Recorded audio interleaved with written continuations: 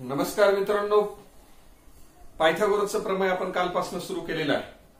पायथागोरसचं प्रमेय सुद्धा सिद्ध केलं आणि त्याच्यावर आधारित असलेली उदाहरणं आपण या ठिकाणी बघणार आहोत. सराव संच 2.1 मध्ये पहिला प्रश्न आहे बघा. पुढील त्रिकुटांपैकी पायथागोरसची त्रिकुटे कोणती आहेत ते कारण लिहा. त्रिकुट कशी असतात, ती कशी ओळखायची हे सुद्धा मी तुम्हाला सांगितलं. त्रिकुट म्हणजे 3 संख्या दिलेली असते.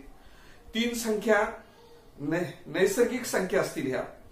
ह्या 3 संख्येमध्ये सर्वात मोठ्या संख्येचा वर्ग ह्या इतर उरलेल्या 2 संख्यांच्या वर्गांच्या बेरजे इतका जर आला तर त्या त्रिकुटास आपण पायथागोरसचं त्रिकुट असं म्हणणार. ओके, मग चला ह्या ठिकाणी पहिलं उदाहरण घेतलं. 3, 5, 4 असं एक त्रिकुट दिलेलं. हे पायथागोरसचं त्रिकुट आहे की नाही हे ओळखण्यासाठी याच्यात सर्वात मोठी संख्या 3, 5, 4 ह्या संख्येच्या त्रिकुटामध्ये मोठी संख्या कोणती आहे तुमची 5, म्हणून मी ह्या ठिकाणी 5चा अंक लिहिला.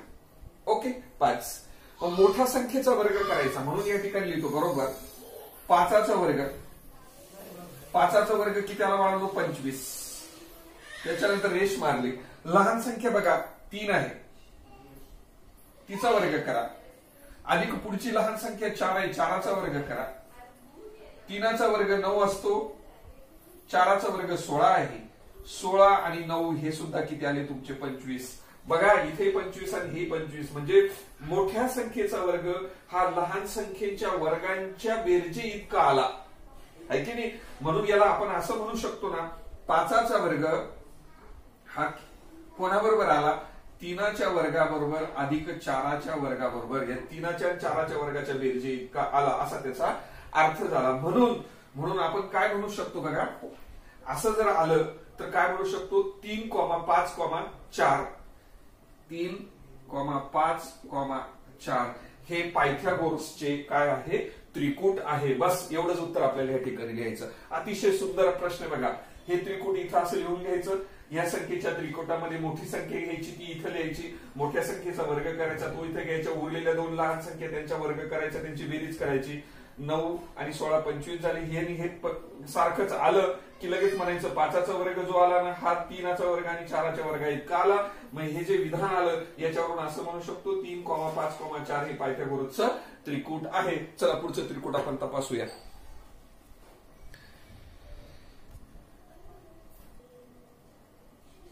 चला ओके मित्रांनो, 2 नंबरचं उदाहरण दिलं या ठिकाणी बघा. 4, 9, 12 याच्यात सर्वात ह्या त्रिकुटामध्ये मग आपण उत्तरात लिहिणार 4, 9, 12 ह्या संख्यांच्या त्रिकुटामध्ये मोठी संख्या कोणती हो? 12. म्हणून मोठी संख्या 12 लिहिली. राईट. मोठा संख्येचा वर्ग करतो म्हणजे 12चा वर्ग करणार. 12चा वर्ग असतो तुम्हाला माहिती 144. त्याच्यानंतर लहान संख्या घेऊया, 4चा वर्ग करूया. अधिक दुसरी लहान संख्या 9 घ्या, 9चा वर्ग करूया. 4चा वर्ग 16 आणि 9चा वर्ग 81. 16 81 किती झाले? 97. किती झाले? 97. मला सांगा 144 97 सारखे का नाही? याचा अर्थ असा झाला 12चा जो वर्ग आला ना तो वर्ग 4चा आणि 9च्या वर्गा इतका आला नाही. हे सारखे आले नाहीत म्हणून या ठिकाणी अशी रेष मारायची. 12चा वर्ग हा 4च्या आणि 9च्या वर्गा इतका नाही आला, सारखा आला नाही. सारखा आला असता तर आपण ही अशी रेषा मारली नसती. नाही म्हणून म्हणून आता हे जे त्रिकुट आहे, कोणतं त्रिकुट? 4, 9 आणि 12 हे 3 संख्यांचं जे त्रिकुट आहे हे पायथागोरसचे त्रिकुट आहे म्हणता येणार नाही. तर याला काय म्हणूया आपण या ठिकाणी? नाही. अशा पद्धतीने उत्तर आहे. व्यवस्थित लिहून घ्या.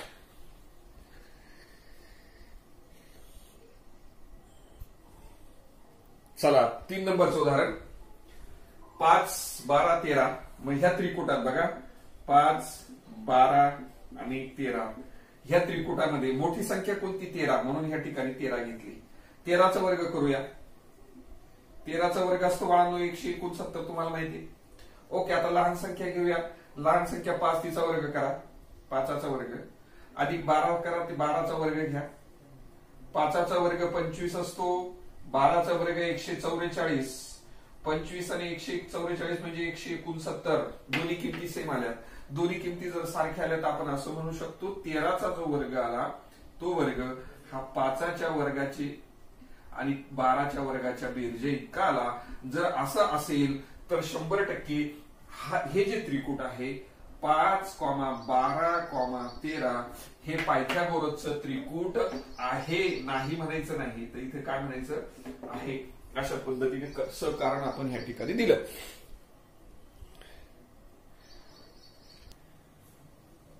ओके मित्रांनो, चौथं उदाहरण बघा. 24, 70 आणि 74 आहे की नाही. सर्वात मोठी संख्या कोणती याच्यामध्ये 74. 74 ही मोठी संख्या आहे. 74चा वर्ग केला तो 5476 येतो. नंतर लहान संख्या घ्या 24, पुढची लहान संख्या 70. 24चा वर्ग 70चा वर्ग. 24चा वर्ग 576 असतो, तुम्हाला पाठ आहे. 7चा वर्ग 7 7 49, त्याच्यावर पुढचे 2 शून्य म्हणजे 4900. 4900 मध्ये 576 मिळवले तर 5476. ह्या आणि दोन्ही किमती सेम आल्यात.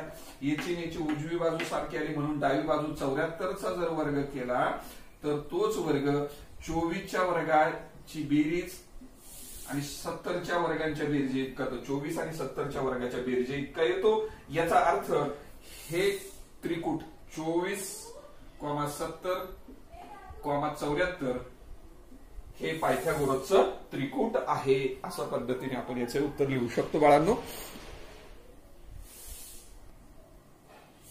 ओके, बघा 5व्या क्रमांकाचं उदाहरण आहे. 10, 24 आणि 27 ह्या संख्येच्या त्रिकुटामध्ये मोठी संख्या लिहूया 27. ओके, मग या ठिकाणी 27 या संख्येचा वर्ग करतो. 27 या संख्येचा वर्ग 729 किती असतो 729 असतो. पाठ आहे तुमचं, किंवा 27 गुणिले 27 करू शकतात. 729 येतो. नंतर आपण काय करा, ह्या लहान संख्या 2 आहेत त्यांच्या वर्गांची बेरीज 10चा वर्ग अधिक 24चा वर्ग करा. 10चा वर्ग 100 आहे अधिक 24चा वर्ग 576. मागच्या उदाहरणामध्ये आपण बघितलंच होतं. 576 मध्ये 100 मिळवले तर किती झाले 676. बघा हे 729 आणि 676 दोन्ही संख्या सारख्या आहेत का नाही. म्हणून आपण असं म्हणू शकतो 27चा वर्ग आणि हा 10चा वर्ग अधिक 24चा वर्ग हे सारख्या किमती येत नाहीत म्हणून अशी रेषा मारली. म्हणून कोणतं त्रिकूट हे 10, 24 आणि 27 हे पायथागोरसचे त्रिकूट नाही. नाही शब्द पाहिजे इथे, फक्त नाही, बस. अशा पद्धतीने उत्तर लिहायचं. अतिशय सोपा भाग.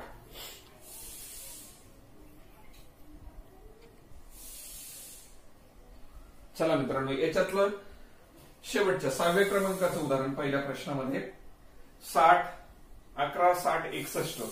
याच्यात सर्वात मोठी संख्या आहे त्रिकुटामधली मोठी संख्या 61 आहे की नाही. बरोबर आहे, 61 आहे. यस, 61च आहे का दिलेली. यस, 61च आहे. मग आता 61चा वर्ग करूया. मोठ्या संख्येचा वर्ग आहे 61चा वर्ग. 61चा वर्ग असतो 61 गुणिले 61 करू शकतात 3721. बघून घेऊ आपण. बघा 61 गुणिले 61, 1 गुणिले 1 1 गुणिले 6 6, नंतर 6 1 6, 6 6 36. हा 1शी 1, 6 12शी 2, हातच्या घराला 1 7 म्हणजे किती आले 3721. बरोबर लिहिला होता आपण.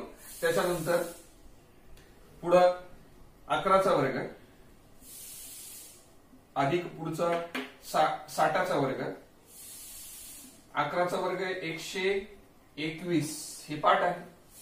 60चा वर्ग 6 6 36 आणि त्याच्यावर 2 शून्य म्हणजे किती झाले बघा 3600 आणि त्याच्यावर हे 100 वाढवले म्हणजे 3721. 3721 ही सुद्धा बेरीज किती आली 3721. आणि दोन्ही बेरीज सारखे आले बघा. मग याच्यावरून आपण असं म्हणू शकतो 61चा वर्ग बरोबर 11चा वर्ग अधिक 60चा वर्ग.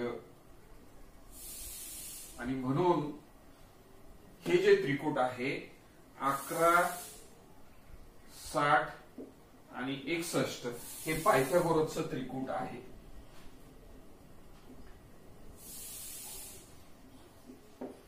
पायथागोरसचे त्रिकूट आहे. अशा पद्धतीने हा प्रश्न या ठिकाणी संपला. ओके मित्रांनो, प्रश्न दुसरा बघा. आकृतीमध्ये एमएनपी हा जो कोन आहे 90 अंशाचा आहे. हा कोन 90 अंशाचा, तर डेफिनेटली एमएनपी हा त्रिकोण काटकोन त्रिकोण आहे. आणि काटकोन त्रिकोणामध्ये ह्या 90 अंशाच्या म्हणजे काटकोनातून कर्णावर काढलेला एनक्यू हा शिरोलंब आहे.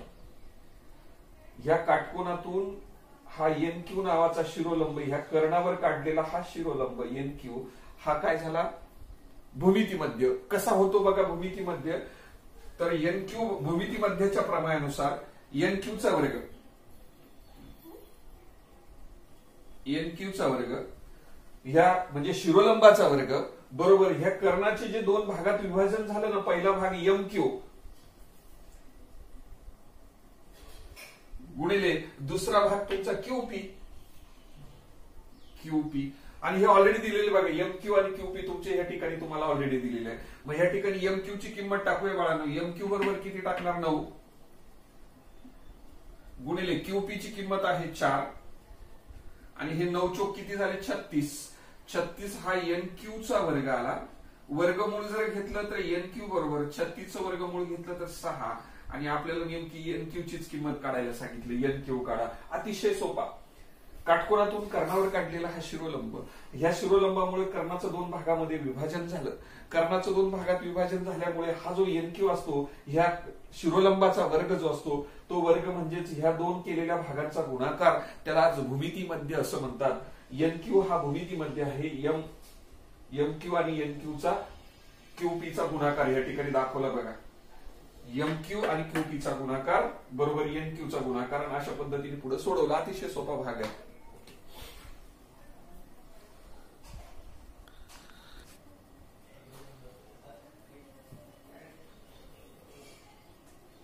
ओके मित्रांनो, बघा तिसरा प्रश्न आहे. वाचा तिसरा प्रश्न. आकृतीमध्ये कोन QPR 90 अंश. कुठे आहे QPR? QPR म्हणजे हा टोकाचा कोन, वरचा कोन, तो 90 अंशाचा म्हणजे हा काटकोन आहे. लक्षात ठेवा, हा जर काटकोन असेल तर हा पूर्ण त्रिकोण काटकोन त्रिकोण झाला, मोठा काटकोन त्रिकोण. आणि त्याच्यामध्ये पीएम लंब QR. पीएम म्हणजे हा लंब QR म्हणजे काटकोनातून काढलेला कर्णावर काढलेला शिरोलंब आहे. पीएम हा काटकोनातून काढलेला कर्णावर काढलेला शिरोलंब, हा कर्ण QR आहे. या कर्णावर ह्या काटकोनातून काढलेला हा शिरोलंब पीएम. आणि मग आपण पायथागोरसच्या प्रमाणानुसार असं म्हणू शकतो पीएमचा वर्ग बरोबर या कर्णाचे जे दोन भाग झालेत ना ह्या शिरोलंबामुळे क्यूएम आणि एमआर या दोन्हीचा गुणाकार बरोबर काय झाला याचा वर्ग. असं आपलं भूमितीमध्याचं प्रमेय असतं. अगदी बिलकुल बघा. मग मी या ठिकाणी त्रिकोण PQR मध्ये PQR ह्या त्रिकोणामध्ये रेख पीएम लंब रेख QR हे तर ऑलरेडी तुम्हाला उदाहरणातच दिलेलं आहे. त्याच्यामुळे काय झालं, शिरोलंब पीएम कर्ण PQR चे दोन भागात विभाजन करतो, दोन भाग करतो, हे झालं. आणि म्हणून खाली लिहितो भूमितीमध्याचं प्रमेय. चला आता भूमितीमध्याचं प्रमेय या ठिकाणी लावूया. आता हा शिरोलंब पीएम त्याचा वर्ग करणार म्हणून या ठिकाणी लिहितो पीएमचा वर्ग. आता कर्णाचे केलेले दोन भाग नाही का. पहिला भाग आहे क्यूएम गुणिले दुसरा भाग आहे तुमचा एमआर. अशा पद्धतीने चला जे माहिती आता जे तुम्हाला या ठिकाणी पीएम चीच माप दिलेले 10 ते या ठिकाणी 10 टाकूया आपण. 10चा वर्ग बरोबर क्यूएम म्हणजेच एमक्यू तो किती आहे तुमचा 8. तो 8 या ठिकाणी घेतला आणि गुणिले तुमचे एमआर आहेत जसेच्या तसे. ओके. आणि म्हणून 10चा वर्ग 100 झाला बाळांनो. 100 बरोबर 8 एमआर असा त्याचा अर्थ झाला. ओके. आपल्याला एमआर ची किंमत काढायची म्हणून एमआर 8 एमआर लिहितो मी इकडे बरोबर. इकडे तुमचे 100 लिहितो. डाव्या बाजूचं उजव्या बाजूला आणि उजव्या बाजूचं डाव्या बाजूला केलं, बाकी काही केलं नाही. आणि म्हणून एमआर बरोबर 100 भागिले 8 आणि म्हणून एमआर ची किंमत एमआर बरोबर 100ला आता 8 भागायचं म्हणजे किती येतील बघा.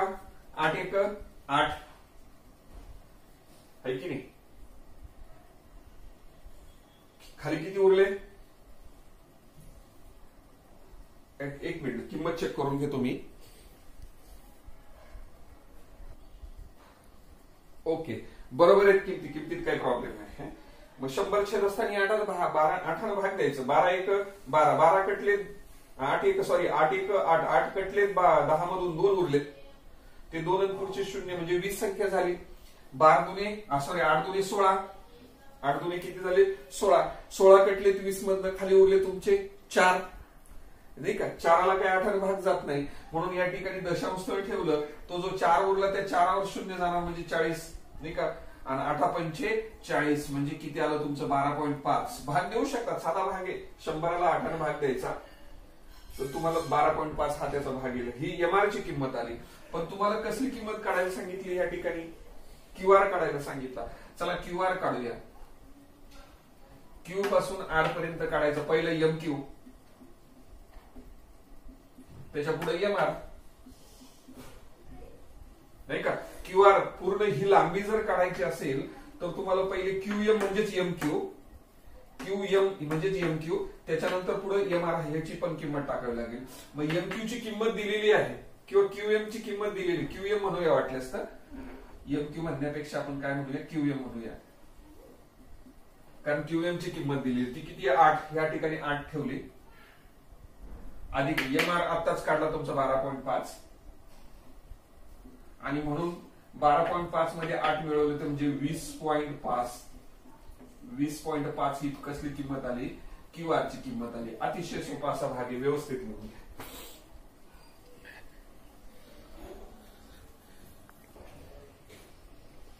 ओके, चौथा प्रश्न बघा बाळांनो.